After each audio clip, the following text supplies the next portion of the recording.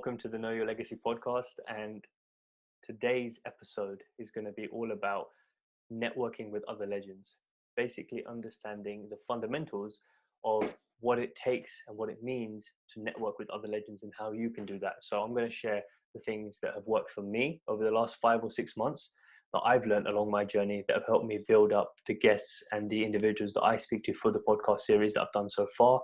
Because so many people have come to me to ask, how do you meet people along the way? Because the entrepreneurial journey can get quite lonely, to be fair.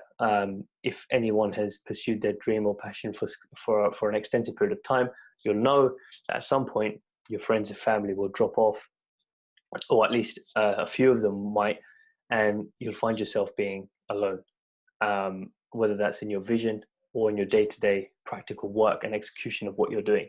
It's going to be lonely. And not everyone's going to be on the same page as you. So you might have people supporting you at the start. And then as you go on, you keep faith, but they lose faith and vision. So how do you meet that family outside your family? So the way I like to put it is, we have 2 families in this world, right? One that you're born with and one that you have to go out and find. Because the one you're born with is the person, it is the family that creates the person that you grow up to be, that you need to be. And then going out into the world creates the person that you're going to become for the dream or the passion or for the vision that you have in your life. It's not necessarily going to happen all at home. You need to go out and find those people who can nurture and help mold and shape your identity for where you want to go. So I like to talk about the 4 Ps. And one of the reasons this has come up is because I was writing down all my thoughts. And when I condensed it all, it came down to literally 4 Ps. And that is first, understanding perspective, providing value, understanding the platform, and then also playing the numbers game. So the first one, perspective, is understanding the context of where we are right now. Like, we're in an era of technology that allows us to be so connected, it's unreal. So I read a fact, basically.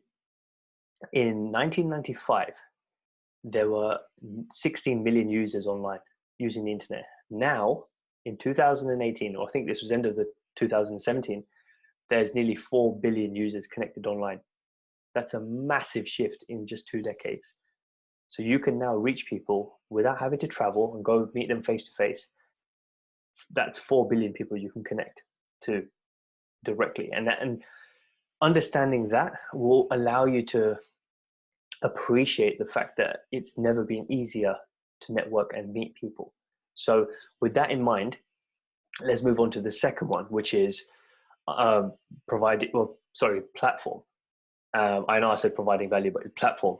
So understanding platform that you're going to use. So for me, it was Instagram direct message. That's what I've used. That's what I've built my connections on so far. And I think it's one of the most amazing tools that anyone can use right now, because there's no restrictions. At least right now, they haven't put restriction on who you can DM and who you can reach out to, which is amazing. So use that to your full advantage. I'll reach out to people there because all the people that I want to speak to, all the influencers, majority of them are on Instagram. So think about the platform that you want to use. You can use, obviously, Twitter, YouTube, Facebook groups. There's lots of different ways you can do it. So you can also reach out to people's Instagram and, not Instagram, their websites. If they've got a blog and they have a lot of engagement, you can engage with the community there. So think about the platform you want to use. The third one is providing value. So far, to recap, we've got perspective, platform, and now providing value. Understanding this principle, out of the 4, this is the most important one. Because if you don't understand this, it doesn't matter if you understand the rest of them. You've got your perspective, you've got all your facts, you've got your platform, and you do the last one, which is playing the numbers game, which we'll get to. It doesn't matter about any of that if you don't understand this principle first, which is providing value. Now, what this means is you need to understand that the way that the human brain works and the way that we all work is that we think about ourselves first. And the 2 best books, if you want to read 2 books about this, read Cashvertising and read How to Win Friends and Influence People. These 2 books are pretty much about communication. And so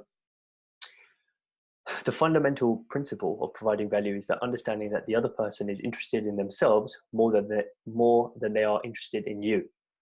With that in mind, you can also understand Gary Vaynerchuk's principle of jab, jab, jab, right hook. What does that mean? It means to give, give, give, and then take. You can't just take, take, take, and expect to receive, right? So when you're reaching out to these people, think about the types of things that they've done. So is there a book, is there a quote, is there an interview that they've done that impresses you or inspires you or sort of makes you feel like you should show appreciation and gratitude to their work? Reach out to them and talk to them about that. Make the topic of conversation about that. No one likes someone who reaches out and says, can you teach me how to make $1 million?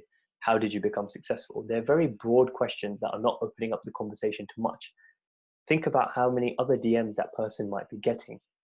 And I've been told myself by one of the guests that I had on earlier, Sanya Kilji, who's the owner of the Losers to Legends community. And she said that when you DM'd me, I read it because you talked about a blog post that I'd recently written, rather than just saying, how can I be successful? Or can you be my mentor? Which is a lot of the stuff that she gets asked on a day-to-day basis. So figure out how you can stand out by talking about that person first, because people are only interested in themselves. That's how we're built. It's not a good or a bad thing. That's how we are built, to think about ourselves first before we can think about others. And so an example I gave my brother, actually, who asked me, he's 15, and he asked me about how can you network? How do you reach out to these people? How are you speaking to such amazing guests? And I said, think of it this way. He does MMA. So I said, in the context of MMA, think about this.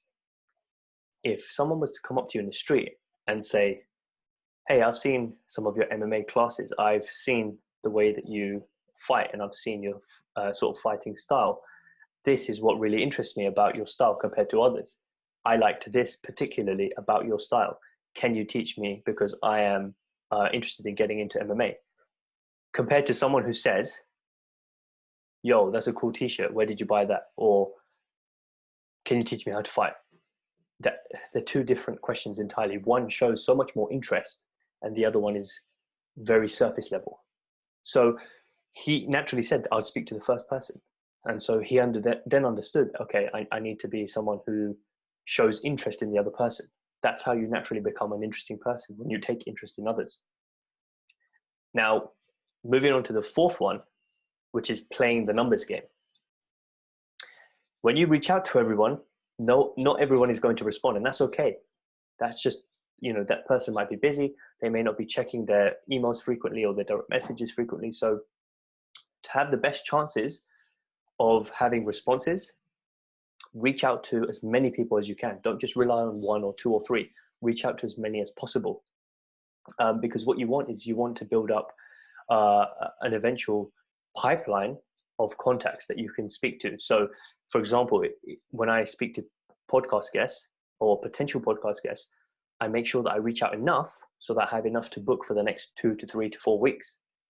I don't just reach out to 2 or 3 people who may or may not respond and I'll be able to book in for the following week. You need to think ahead, because, as I said, not everyone will respond. So play the numbers game. You're not always going to get what you ask for. One of the guests that I had, actually, Anubhav Shrivastava, episode 14, you can go and check that out on self-belief. He talks about the same thing when building his documentary on self-belief, which was called Carve Your Destiny. And he's got views that are well into the millions for that. And he interviewed some of the top people in India, which are top influencers, part of the top influencers around the world. And he said the same thing, it's all about volume. He would reach out to, I think he said, don't quote me on this, but I think he said something around in the realms of sort of 400 to 500 people, and only 60 or 70 would respond. So you can imagine the amount of work you need to put in when reaching out to these people. So networking it's not something that you take lightly. You need to think about a strategy and think about how you're going to actually interest these people in terms of building up a relationship for the long term and not just a short-term gain. So I hope this helps you guys. Just to recap, 4 things: perspective, understanding your platform, providing value, and playing the numbers game. So if you can do those four things, then I think it will definitely help you. It's helped me. So keep that in mind the next time you guys are reaching out.